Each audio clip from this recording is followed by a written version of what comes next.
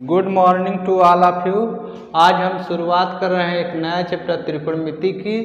त्रिकोणमिति के अभ्यास प्रश्नों को शुरू करने से पहले हमें जो है कि त्रिकोणमिति के बारे में कुछ बेसिक जो है कि जानकारी का होना अति आवश्यक है।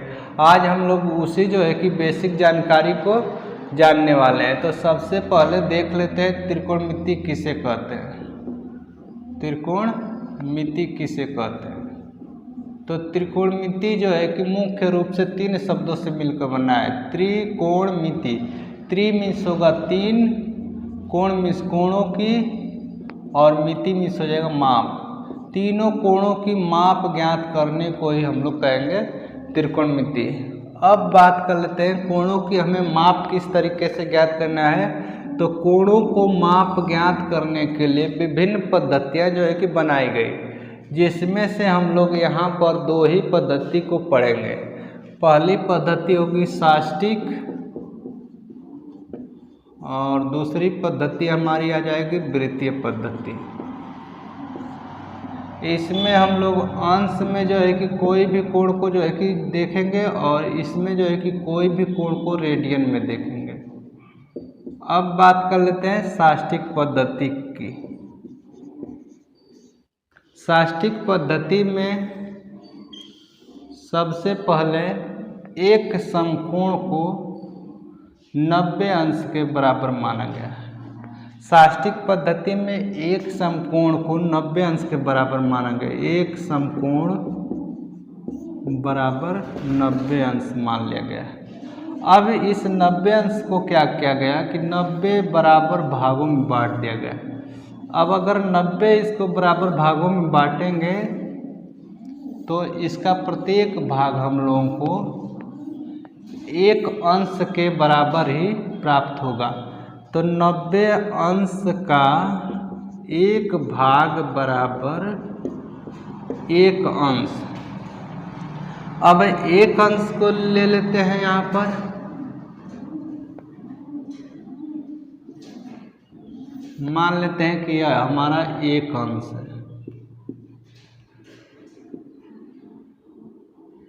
यह एक अंश है। एक अंश को क्या किया गया कि इसको भी 60 बराबर भागों में बांट दिया गया। एक अंश को कितने बराबर भागों में बांटा गया? 60 बराबर भागों में बांट दिया गया। और इस तरीके से एक अंश बराबर 60 मिनट कहा गया और इसके एक भाग को 1 मिनट के बराबर माना गया है।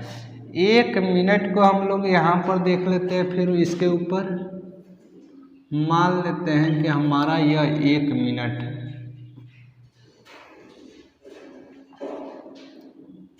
1 मिनट और इसको फिर से 60 बराबर भागों में बांट दिया गया। मान लेते हैं यह 60 बराबर भागों में बांट दिया। तो 1 मिनट बराबर 60 सेकेंड हो गया।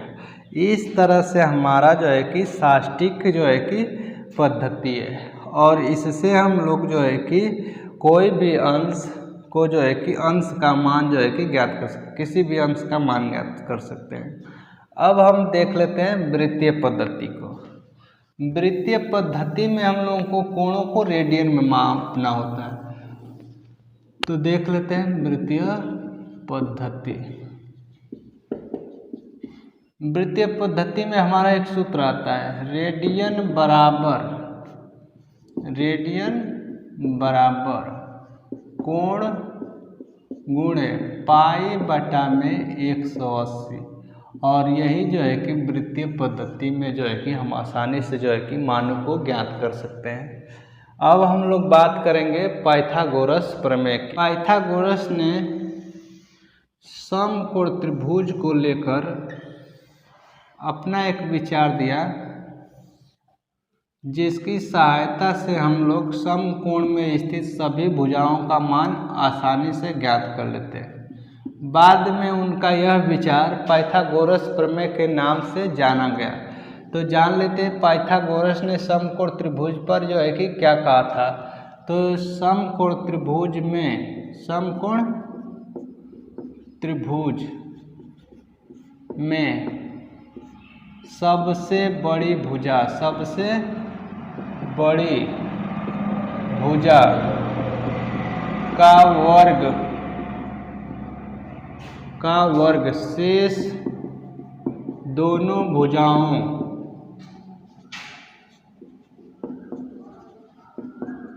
के वर्गों के योगफल के बराबर होता है।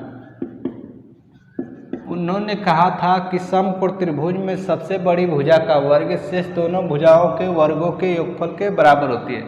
तो सबसे बड़ी भुजा हम लोग देख रहे हैं AC, AC का वर्ग शेष दोनों भुजाएं कौन कौन सी है, तो AB और BC का वर्ग, AB और BC का वर्ग के योगफल के बराबर होती है। सबसे बड़ी भुजा का वर्ग शेष दोनों भुजाओं के वर्गों के योगफल के बराबर होती है। उन्होंने समकोण त्रिभुज को लेकर और भी कुछ बातें कही थी, उसको भी जान लेते हैं। तो समकोण त्रिभुज में सबसे बड़ी भुजा कोण तथा कोण के सामने की भुजा लंब और शेष भुजा आधार होगी।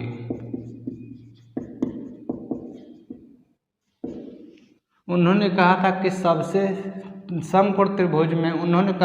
समकोण त्रिभुज में सबसे बड़ी भुजा कर्ण तथा कोण के सामने की भुजा लंब और शेष भुजा आधार होगी। तो इसमें हम लोग देख रहे हैं सबसे जो है कि बड़ी भुजा AC है, तो AC को हम लोग कह देंगे कर्ण का वर्ग। फिर क्या होगा कि AB और BC की बात आए तो AB और BC में किसको जो है कि लंब और किसको आधार कहेंगे। तो मान लेते हैं कि अगर C कोण हो गया तो C के सामने कौन सी है, AB, तो AB क्या हो जाएगा, लंब, तो लंब का वर्ग। और शेष भुजा बच कौन जा रही है, तो BC, तो BC को हम लोग कहेंगे आधार का वर्ग। अब हम लोग देखने वाले हैं त्रिकोणमितीय फलनों के अनुपात तथा समकोण त्रिभुज में संबंध। तो मान लेते हैं कि यहाँ पर ABC एक जो है कि समकोण त्रिभुज है ABC, और AC जो है कि इसमें कोण AB लंब और BC आधार है। इसमें हमें त्रिकोणमितीय फलनों के अनुपात को देखना है। तो त्रिकोणमितीय फलनों की बात करें तो साइन थीटा मान ले रहे हैं, साइन थीटा होता है, कॉस थीटा होता है, टैन थीटा होता है, सेक थीटा होता है, कोसेक थीटा होता है और जो है कि कॉट थीटा होता है। अब बात कर लेते हैं त्रिकोणमितीय फलनों के अनुपातों की। तो त्रिकोणमितीय फलनों के अनुपातों को हम लोग एक ट्रिक से याद करेंगे। हमारा ट्रिक क्या होने वाला है, लाल बटा में कक्का, लाल बटा में कक्का। और इसी ट्रिक से हम लोग क्या कर लेंगे कि त्रिकोणमितीय फलनों के अनुपातों को आसानी से याद कर लेंगे। यल से हम लोग मानेंगे लंब, ए से आधार और के से कोण। यही इसी से जो है कि हम लोग क्या करेंगे कि sine theta, cos theta, tan theta, sec theta, cosec theta और जो है कि कॉट थीटा के अनुपातों को ज्ञात करेंगे। तो दिया गया हमारा क्या है, साइन थीटा बराबर, तो साइन पहले वाले को मान लेंगे, तो साइन पहले वाले को अगर मान लेते हैं तो पहले वाले में यल बटा में के, तो लंब बटा में हो जाएगा कोण। अब कास थीटा मान लेते हैं, इस कास थीटा का दूसरा मान लेते हैं तो आधार बटा में कोण, आधार बटा में कोण। टैन मान लेते हैं तो टैन को हम लोग देखेंगे तो लंब बटा में आधार, लंब बटा में आधार। अब क्या करना है हमें कि साइन का उल्टा कोसेक होता है तो इसके मान को लौट देना है, कोण बटा में लंब। और सेक का देखना है तो सेक का जो है कि कास वाला उलट देंगे, तो कास वाले को उल्टा करेंगे तो सेक वाला मिलेगा, कोण बटा में आधार। अब जो है कि काट का देखेंगे तो काट का आधार बटा में लंब।